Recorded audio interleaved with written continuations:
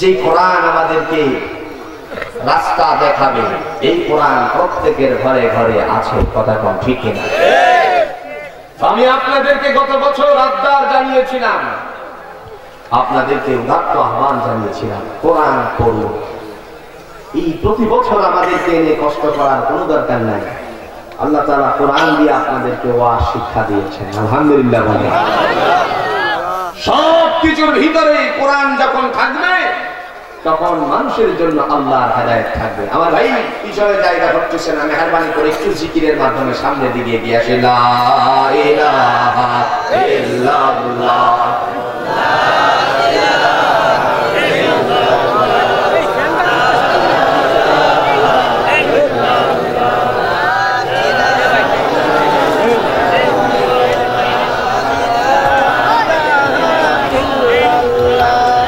লা ইলাহা ইল্লাল্লাহ,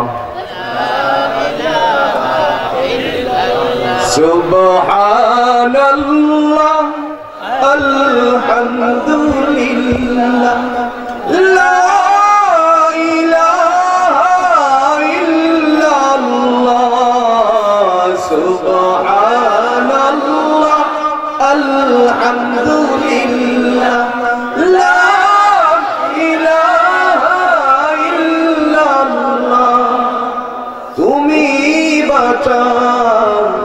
তুমি মারো অভিরত, ক্ষমা করো, তুমি বাঁচাও, তুমি মারো অভিরত, ক্ষমা করো, ধরার যে জন তাকে ধরো, ধরার যে জন তাকে ধরো, তোমার মুঠোয় সবই আল্লাহ, সুবহানাল্লাহ, আলহামদুলিল্লাহ, লা ইলাহা ইল্লাল্লাহ, সুবহানাল্লাহ, আলহামদুলিল্লাহ, লা ইলাহা ইল্লাল্লাহ, লা ইলাহা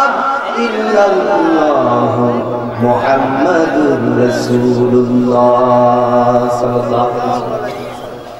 আমার ভাইরা, সেই আল্লাহ রাব্বুল আলামিন সিংহাসনের মালিক যেদিন হবেন, ওই দিন ডাক দিয়ে বলবেন, বান্দারে তুমি পৃথিবীতে কি করেছিলে সব আমার কাছে রেকর্ড আছে। কথা কোন ঠিক কিনা? আমি যদি আপনাদেরকে প্রশ্ন করি, ভাই কেন রেকর্ড করছেন, আপনি বলবেন আরেকবার শোনার উদ্দেশ্যে। কথা কোন ঠিক কিনা? আল্লাহ বলেন, বান্দারে দুনিয়াতে তুমি যখন এই আমলটুকু করেছিলে, পৃথিবীর কোনো মানুষেরা এই কাজগুলো আবিষ্কার করে নাই। আমি আল্লাহ রাব্বুল আলামিন ফয়সালা করেছি, রেকর্ড করার জন্য আমাদের দুকাতে দুজন ফেরেশতা নিয়োগ দেওয়া আছে। তারা রেকর্ড করছে আপনি আমি কতগুলো ভালো আমল করছি, কতগুলো বদ আমলগুলো করছি, খারাপ কাজগুলো করতেছি, সব কথাগুলো রেকর্ড হচ্ছে। আমার ভাইরা, ওই দিন সব ফাইলপত্র আল্লাহর কাছে থাকবে। কথা কোন ঠিক না? কোরআনুল কারীম দিয়ে আল্লাহ বলছেন, فَمَن يَعْمَلْ مِثْقَالَ ذَرَّةٍ خَيْرًا يَرَهُ وَمَن يَعْمَلْ مِثْقَالَ ذَرَّةٍ شَرًّا يَرَهُ। আল্লাহ রাব্বুল আলামিন বলেন, ও আমার বান্দা বান্দি, যারা পরিমাণ, অনুপরিমাণ, বিন্দু পরিমাণ যদি তোমরা নেক আমল করো, তাহলে এই নেক আমলটুকু তোমাদের আমল নামায় পৌঁছে যাবে। এই যাররাকে বর্ণনা করতে গিয়ে আল্লামা জালালউদ্দিন সুয়ুতী রাহমাতুল্লাহ আলাইহি বর্ণনা করেছেন তাফসীরে তাবারিতে। আবু জাফর ইবনে জারীর রাহমাতুল্লাহ আলাইহি বর্ণনা করেছেন, একটা সরিষা দানাকে 40টা ভাগে বিভক্ত করলে পরে যতটুকু মানুষের জন্য অনভিজ্ঞ যন্ত্রের দ্বারা দেখা যাবে, এছাড়া দেখা সম্ভব না। এতটুকু পরিমাণ যদি বান্দার আমল নামাও থাকে ভালো, তাহলে আল্লাহ রাব্বুল আলামিন তার জন্য জান্নাতের মধ্যে এই আমলনামা পৌঁছাইয়া দিবে। বান্দার ডান হাতে আমলনামাটুকু দান করে দিবে। আমার ভাইরা, সে আল্লাহ রাব্বুল আলামিন বলেন, পক্ষান্তরে যদি কেউ বদ আমল করে তাহলে ও সব পাইচালা জুড়ে বলেন আল্লাহর কাছে আছে কিনা? মহান আল্লাহ রাব্বুল আলামিন দুনিয়ার মানুষগুলোকে শিক্ষা দিতে গিয়ে তিনি বললেন, ও বান্দারা শোনো রে, তোমাদের সামনে প্রথম নাম্বার আছে ঘাটি, কবর। তখন ঠিক কিনা?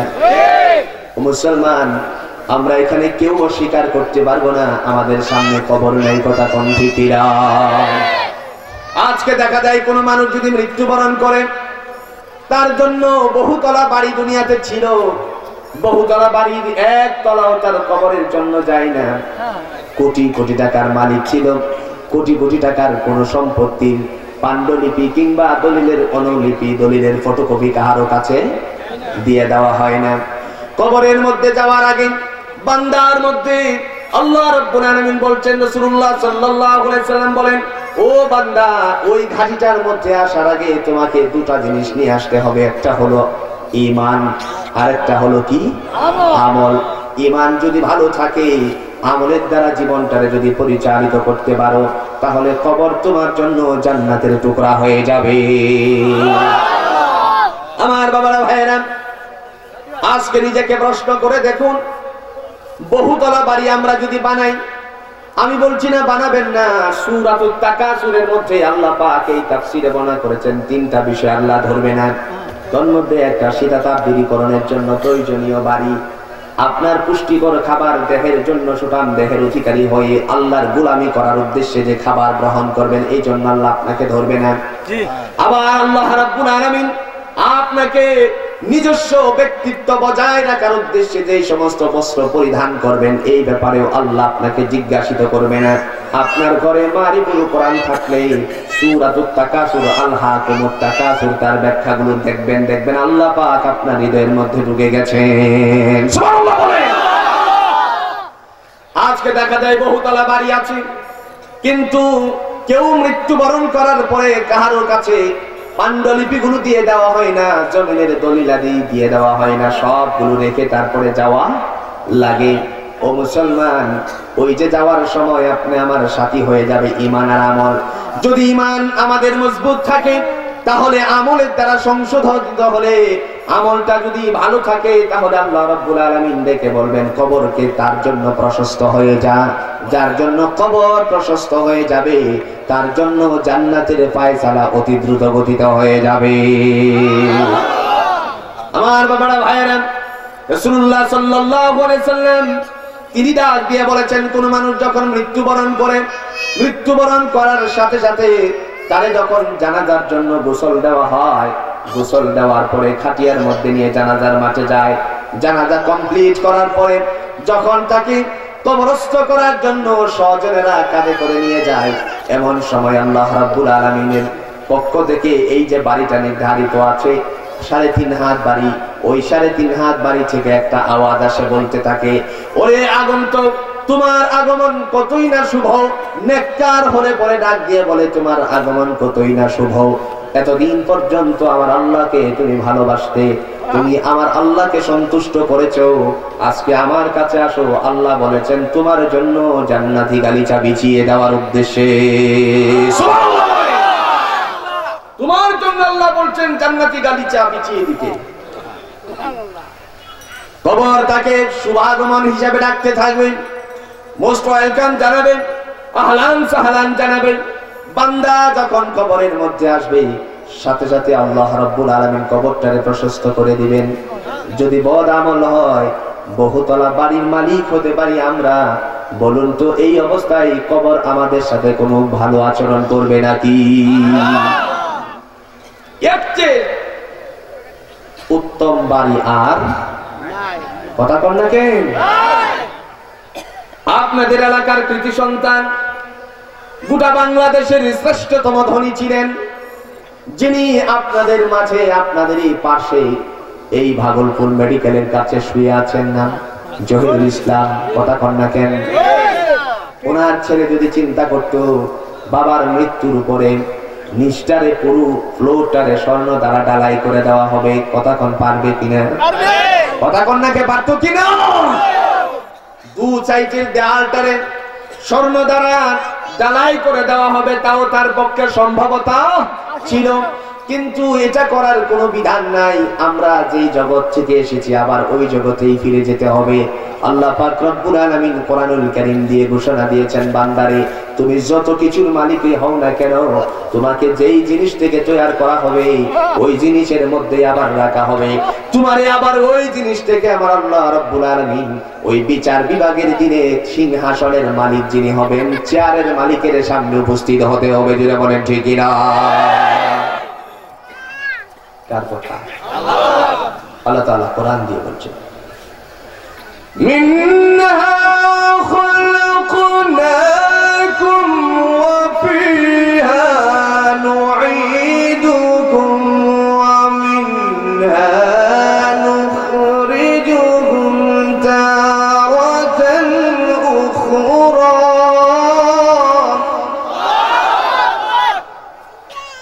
কবরে রাখার সময় আওয়াজ দেই আমরা দুইজন কিংবা তিনজন নামে, কথা কোন ঠিক কিনা? নামার পরে কবরে রেখেই বলে, মিনহা খালাকনাকুম ওয়া ফিহা নুঈদুকুম। বান্দারে তোমার এই মাটি থেকে সৃষ্টি করা হয়েছিল, ইশারা করে কবরের দিকে।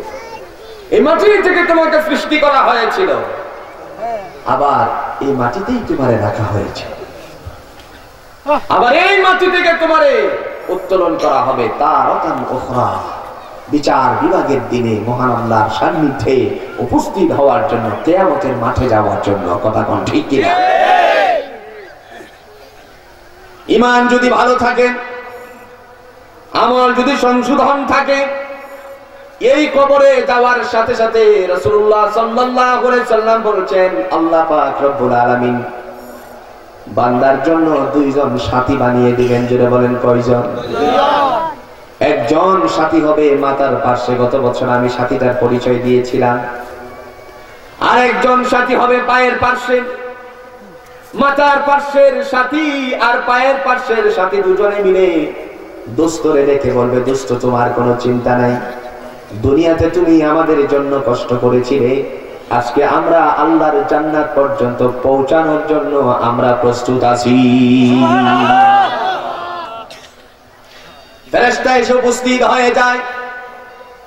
উপস্থিত হয়ে যাওয়ার পরে দুজন ফেরেশতা তাকে যখন বসায়, বসানোর সাথে সাথে বলে, হে যুবকদ্বয়, তোমরা কারা এখানে দাঁড়িয়ে আছো? এখান থেকে চলে যাও। আজকে আমরা আল্লাহর বান্দা কিংবা বান্দিকে নীরবে প্রশ্ন করব। ওই সময় যুবকদ্বয় বলে, ও ফেরেশতারা, আল্লাহর ফেরেশতারা, তোমরা তোমাদের দায়িত্ব পালন করো, ততক্ষণ পর্যন্ত আমাদের সাথীকে ছেড়ে যাব না, যতক্ষণ না পর্যন্ত আমার আল্লাহ রাব্বুল আলামিন তারই উদ্দেশ্যে জান্নাতের ফয়সালা না করবে। তার জন্য জান্নাতের ফয়সালা হলে পরে আমরা যাব। সুবহানাল্লাহ। এবার দুই যুবকের কথা শুনে ফেরেশতাদ্বয় আল্লাহর কাছে চলে যায়, গিয়ে বলছে, ও আল্লাহ, তুমি আমাদেরকে দায়িত্ব দিয়েছিলে কবরের মধ্যে প্রশ্ন করার উদ্দেশ্যে, যাওয়ার উদ্দেশ্যে বলেছিলে, আমরাও গিয়েছিলাম। প্রশ্ন করার আগে দুজন যুবককে দাঁড়ানো অবস্থায় দেখলাম, একজন মাথার পাশে আরেকজন পায়ের পাশে। ওগো আল্লাহ, এরা কেন দাঁড়িয়ে আছে? এরা কারা? আল্লাহ বলেন, ও আমার ফেরেশতারা, তারা কি বলে বলো? আপনারা এখানে সাক্ষ্য দেন, আল্লাহর ফেরেশতাদেরকে যেই যুবকদ্বয় কথা শুনিয়েছিলেন, এই কথাগুলো আমার আল্লাহ জানতেন কিনা? জানতেন। তারপরেও জানতে চেয়েছেন, কারণটা কি? আল্লাহ একটা প্রমাণ করার উদ্দেশ্যে। প্রমাণটা ছিল এরকম, وَإِذْ قَالَ رَبُّكَ لِلْمَلَائِكَةِ إِنِّي جَاعِلٌ فِي الْأَرْضِ خَلِيفَةً। গত বছর আমি উদাহরণ টেনেছিলাম, প্রায়ই টানি, ওই যে মুড়ি যদি ড্যাম হয় খেতে খুব আরামদায়ক নাকি? ড্যাম মুড়িকে কেউ পছন্দ করে না। রমজান মাসে যদি ইফতার হিসাবে ড্যাম মুড়ি দেয় কেউ মসজিদে, মুখে দিয়েই বলবে, হাই হাই, কার করতে দিল রে? কথা কোন ঠিক কিনা? আর বিবি সাহেব বলবে, সারাদিন রোজা রাখছি ডেম মুড়ি দিয়ে ইফতার করার জন্য নাকি? আমি তো জানি মুখে দেওয়া যায় না দিনের বেলা, আঙ্গুরটারে ঘরে রেখে গেছিলাম, একটু তো টিপ দিয়ে দেখতে পারতা বাজে কিনা। কথা কোন ঠিক কিনা? যে মুড়ি বাজে এই মুড়ির কদরও আছে। আল্লাহ বলেন কালিমাতুল্লাহি হিয়াল উলিয়া, আমি আল্লাহর নামের আওয়াজ হবে উচ্চ কণ্ঠে, যাদের কণ্ঠ থেকে বেরিয়ে আসবে আমি আল্লাহও তাদের দামটাকে বাড়িয়ে দিব। তাহলে আল্লাহু আকবার আসতে না জুড়ে, এবার দেখা যাক কিরকম জোর হয়। وَإِذْ قَالَ رَبُّكَ لِلْمَلَائِكَةِ إِنِّي جَاعِلٌ فِي الْأَرْضِ خَلِيفَةً قَالُوا أَتَجْعَلُ فِيهَا مَن يُفْسِدُ فِيهَا وَيَسْفِكُ الدِّمَاءَ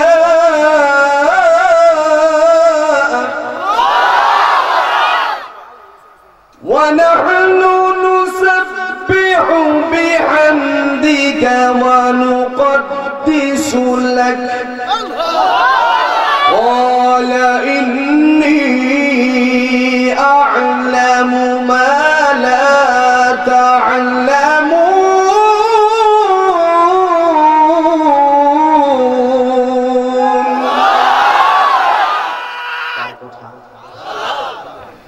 আমার ভাইরা ফেরেশতাদেরকে শুনিয়ে দেওয়ার উদ্দেশ্যে আল্লাহ বলেন, ও আমার ফেরেশতারা কি বলছে, কেন শুনতে চাইলাম জানো নাকি? যখন তোমাদেরকে নিয়ে অধিবেশন দিয়েছিলাম আমাদের দেশে, জুড়ে বলুন তো সংসদ অধিবেশন আছে কিনা? অধিবেশনে যখন একজন দায়িত্বশীল স্পিকার মহোদয় থাকেন, উনার সামনে আলোচনা উত্থাপিত হয়, বাজেটের বিষয়ে আলোচনা আসলে পরে তিনি বলেন এই বাজেটের পক্ষে যারা আছেন তারা হ্যাঁ বলুন, আর বিপক্ষে যারা তারা না বলুন। সত্য হায়ের লুকোই, তখন তো হার আওয়াজ বেশি হয়েছে, এখন ঠিকিরা। এখানে এক ধরনের, আর আল্লাহর কাছে মেজরিটিকে প্রাধান্য দেন নাই। ওখানে মেজরিটিটাকে আল্লাহ প্রাধান্য না দিয়ে তিনি যা ইচ্ছা পোষণ করেছেন সেটাই বাস্তবায়িত হয়েছে। আল্লাহ ডেকে বলছেন, ও আমার ফেরেশতারা, আমি আমার দুনিয়াতে প্রতিনিধি সৃষ্টি করতে চাই, তোমরা কি বলো? ফেরেশতারা চিৎকার মেরে বলল, ও আমার আল্লাহ, যাদেরকে তুমি সৃষ্টি করবে তারা তো দুনিয়াতে গিয়ে রক্ত ফাসাদ খুন খারাপির মধ্যে লিপ্ত থাকবে। নাহনু নুসাব্বিহু বিহামদিকা ওয়া নুকদ্দিসু লাক, আমরাই তো তোমার তাসবিহ তাহলিলের মধ্যে লিপ্ত আছি, তাহলে ওদেরকে সৃষ্টির পিছনে কি ঘোর রহস্য? আল্লাহ বলেন, ইন্নী আ'লামু মা লা তা'লামুন, ও আমার ফেরেশতারা রে, আমি যা জানি এই বিষয়ে তোমরা কিছুই জানো না। আল্লাহ বলেন, আমি যা জানি তোমরা তা জানো না। ওই সময়টার মধ্যে ফেরেশতাদেরকে স্মরণ করে দিয়ে বলেন, এবার শুনে রাখো, ওদিন বিরোধিতা করেছিলে, মাথার পাশে যে যুবক দাঁড়িয়ে আছে এই যুবক দুনিয়ার কোনো যুবক নয়। দুনিয়াতে আমি একটা কিতাব নাযিল করেছিলাম যার নাম দিয়েছিলাম কালামুল্লাহ। সুবহানাল্লাহ বলেন, নাম কি? কালামুল্লাহ। বিশ্বনবী সাল্লাল্লাহু আলাইহি ওয়াসাল্লাম তিনি একদিন নীরব হয়ে গেছেন। নীরব হয়ে গিয়ে আল্লাহর দিকে মুতাওয়াজ্জিহ হলে আল্লাহ বলেন, কেন আপনি নীরব? আল্লাহ, তাওরাত কিতাবুল্লাহ, জবুর কিতাবুল্লাহ, ইনজিল কিতাবুল্লাহ, আমারও কিছু কিতাবুল্লাহ, তাহলে পার্থক্য কি? আল্লাহ বলেন, নবী হে, আপনাকে আমি শুধু কিতাবুল্লাহ দেই নাই, আপনাকে যা দিয়েছি এটা হলো কালামুল্লাহ। যা কথা আছে সব আমার কথা। সুবহানাল্লাহ বলে। যার জন্য পৃথিবীতে কেউ যদি কোরআন পড়ে সে যেন আল্লাহর সাথে কথা বলে।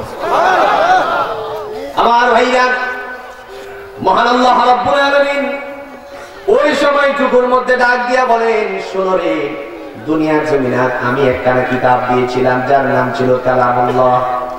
আমার বান্দা বান্দি দুনিয়াতে অত্যন্ত মহাব্বত করতে এই কিতাবটারে জবানের মধ্যে এনেছিল, অন্তরের দ্বারা স্থাপন করেছিল, আমলে পরিণত করে দিয়ে জীবনটাকে পরিশুদ্ধ করেছে।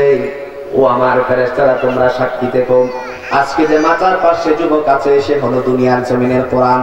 আমি তার সাক্ষ্য গ্রহণ করে নিলাম আর আমি আমার বান্দার জন্য জান্নাতি ফরমান জারি করে দিলাম। আর পায়ের পাশে যে যুবক, এটা হলো দুনিয়ার নামাজ, যার দ্বারা জীবনকে সংশোধন করেছিল। এজন্য ভাইরা, কবর আমাদের সামনে আছে, এই কবরের মধ্যে দুইজন যুবক দ্বারা আমরা সবাই চাই কিনা? কথা বলেন, চাই কিনা? কেন চাই? কারণ আল্লাহর নবী বলেছেন, যদি তুমি জান্নাতি হও তোমার জন্য আল্লাহর ফরমান সবগুলো জারি আছে। সুবহানাল্লাহ বলেন।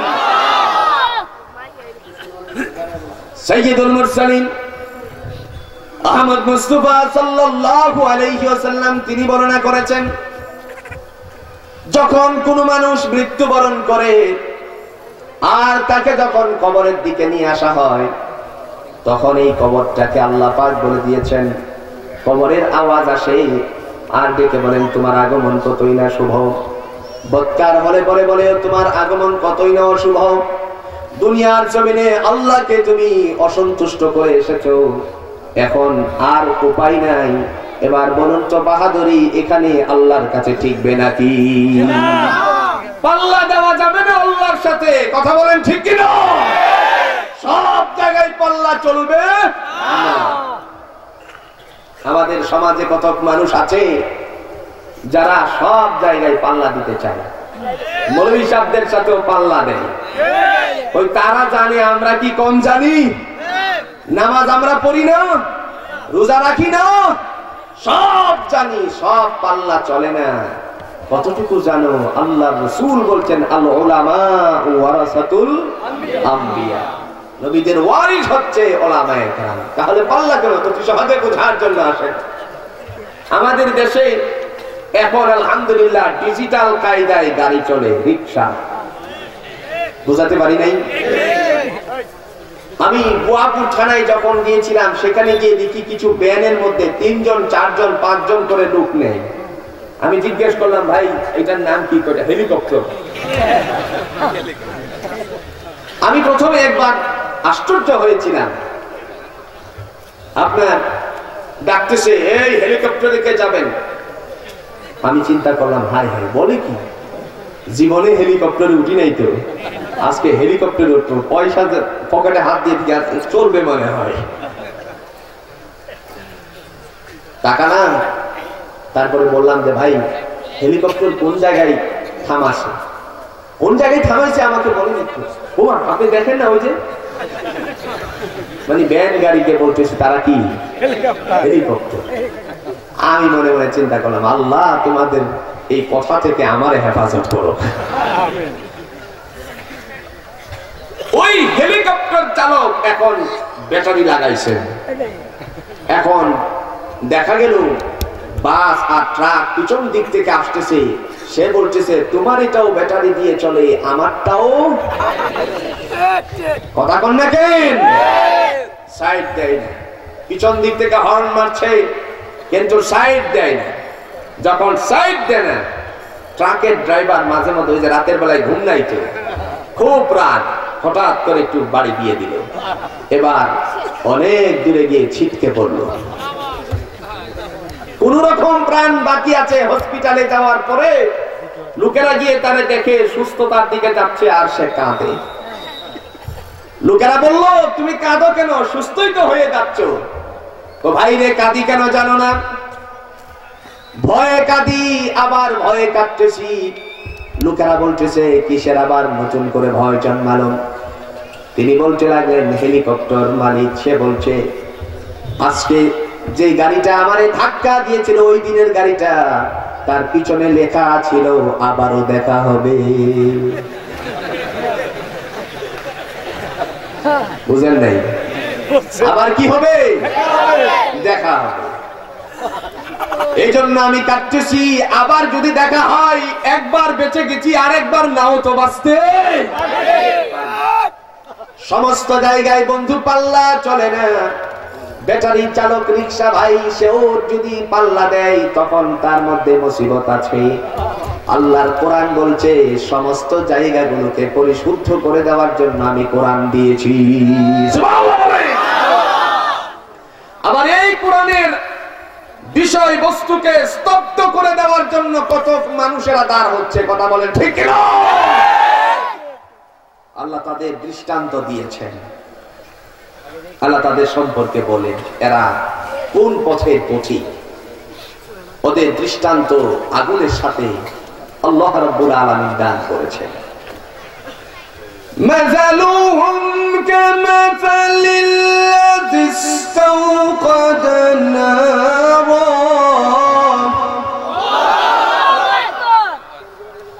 فلما أضاءت ما حوله ذهب الله بنورهم وتركهم في ظلمات لا يبصرون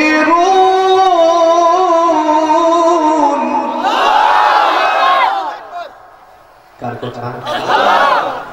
আল্লাহ বলছেন তাদের দৃষ্টান্ত হলো এরকম, যেখানে আমার বাতি জ্বলে গেছে, যেখানে আমার আইন বাস্তবায়ন হয়ে গেছে, যেখানে আমার কোরআন ঘরে ঘরে পৌঁছে গেছে, বাংলাদেশের ভিক্ষুক বলতে পারবে না আমার ঘরে কোরআন নাই, কথা কোন ঠিক না? মুসলমান হলে পরে তার ঘরেও কি আছে? কোরআন আছে। আমি প্রায় বলি দুর্ভাগ্য মুসলমানদের, আজকে কোরআনকে তারা পড়তে ভুলে যাচ্ছে, কথা কোন ঠিক না? আজ থেকে 30 বছর আগে ফিরে তাকান, মানুষ ভালো করে আল্লাহর কোরআন পড়তে পারতো না, কিন্তু মহাব্বত ছিল অনেক বেশি। আমরা দেখেছি একটা কায়দা, নাম ছিল কায়দাতুল বাগদাদি, এটা নেই পড়া ছিল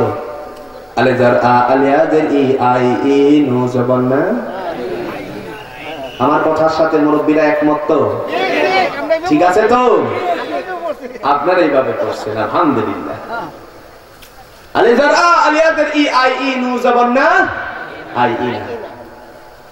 এখন মাদ্রাসার কোন ছেলেরে যদি প্রশ্ন করেন এই আলিফ জবর হলে পরে এটা কি আলিফ জবর হয় না অন্য কিছু হয়, সে বলবে হামজা জবর আ। আলিফের উপরে জবর জের কিংবা পেশ হইলে নিচে যদি একটা জের হয়, উপরে যদি পেশ হয়, ওই আলিফের নাম কি? হামজা। এখন কত মানুষেরা বলতে পারে নতুন নতুন মৌলবী নতুন নতুন ডিজিটাল কায়দায় পড়া। আমরা বলি না, আপনারা যারা জেনারেল শিক্ষিত আছেন, আপনারা পড়েছেন স্বরবর্ণ ব্যঞ্জন বর্ণ অক্ষরগুলো, পড়েছিলেন 29 স্তর, কন্ডাক্টর, বিষদগর, চেন্দু বেন্দু, টিনের গড়, কথা ঠিক না?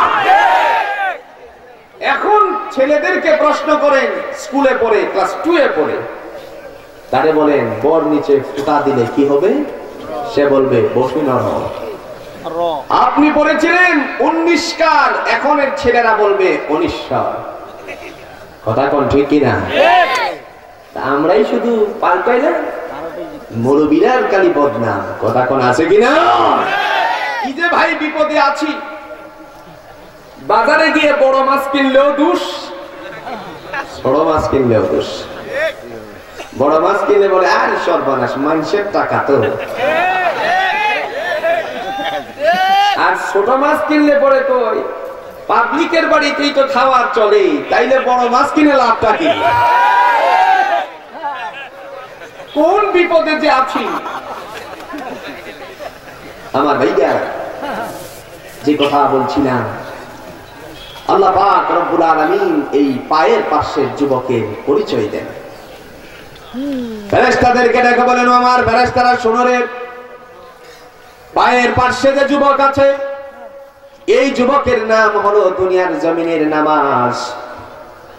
এই নামাজটারে আজকে আমি যুবকের ভেষ ধারণ করিয়েছি। ঈমানকে সংশোধন করে যারা নিজেদের জীবনটারে আমলের দ্বারা পরিশুদ্ধ করে, আল্লাহ বলেন ও বান্দা বান্দি, তোমার জন্য আমি জান্নাতের ফরমান করে দিলাম, জান্নাতের ফয়সালা করে দেন আল্লাহ পাক। ওই সময়টার মধ্যে মহান আল্লাহ রাব্বুল আলামিন দুনিয়ার জিন্দেগির মানুষগুলোকে স্মরণ করিয়ে দিবেন। তিনি বলছেন, ও আল্লাহর বান্দারা শুনো, পৃথিবীতে কেউ যদি আমার গোলামি করে তাহলে তার জন্য কবরটা হয়ে যাবে প্রশস্ত। আর কবর যদি প্রশস্ত হয়ে যায় তখন তার জন্য কোনো সমস্যা, কথা বলেন, সমস্যা। এজন্য আমলওয়ালার জন্য কবর রাসূল বলছেন প্রশস্ত হয়ে যাবে। আর যারা বদ আমলওয়ালা থাকবে তাদের জন্য কবরকে আল্লাহ পাক রব্বুল আলামিন সংকীর্ণ করে দিবেন।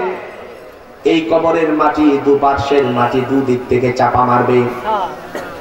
চাপা মারার পরে দু পার্শ্বের হাড়গুলো এক আরেক পার্শ্বের হাড়ের ভিতরে ভাবে ঢুকে যাবে। ওগো মুসলমান, জুড়ে বলুন তো আল্লাহ রাব্বুল আলামিন আমাদের জন্য জিম্মাদারি নিলে কোনো সমস্যা আছে নাকি? গাড়ি আসতেছে এই জন্য এই আওয়াজ দিচ্ছে, আপনারা ভয় পাবেন। আজকে মুসলমানদের অন্তরের মধ্যে যে কত ভয়। ও মুসলমান, মরণ লাগবে না? কিসের ভয়? আমরা কোরআনের সৈনিক। কোরআন যতক্ষণ বুকে থাকবে ততক্ষণ পর্যন্ত আল্লাহ আমাদের জিম্মাদারি নেবেন। কথা বল ঠিক না?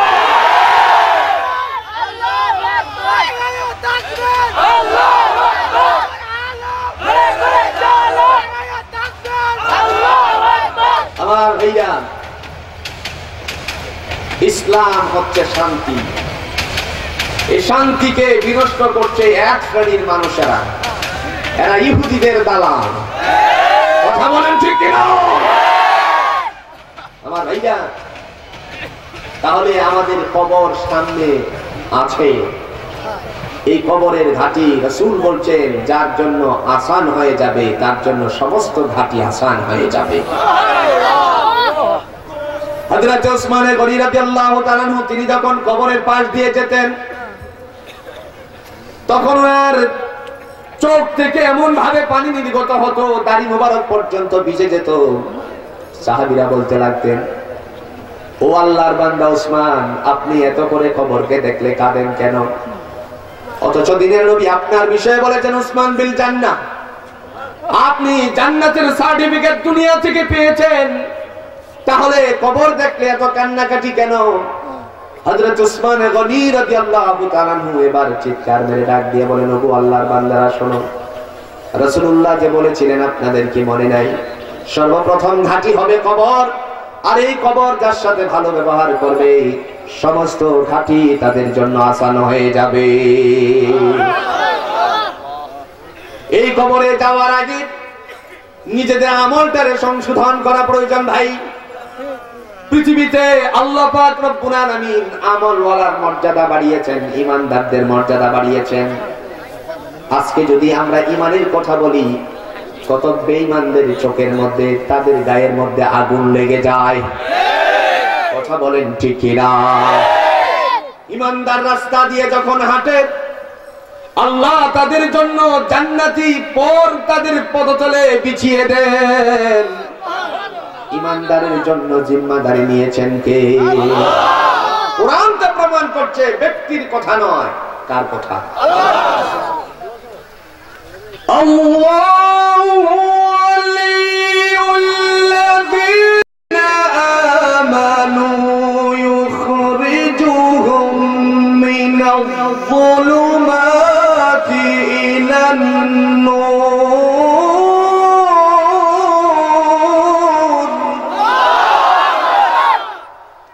ঈমানদারদের জিম্মাদারি আল্লাহ নিয়ে বলেন, আমি হলাম ঈমানদারদের অভিভাবক। ইউখরিজুহুম মিনাজ-যুলুমাত, তাদেরকে আমি অন্ধকার থেকে বের করে দিয়ে ইলান-নূর আই ইলাল জান্নাহ, হেদায়েতের মাধ্যমে আমি আল্লাহ তাকে জান্নাত পর্যন্ত পৌঁছাইয়া দেই।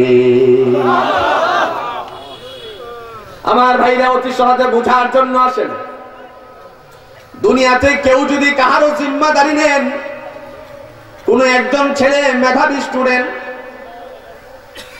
তখন সে জেএসসি পরীক্ষার মধ্যে গোল্ডেন প্লাস করেছিল, এসএসসিতে তার মধ্যে ছিল গোল্ডেন প্লাস।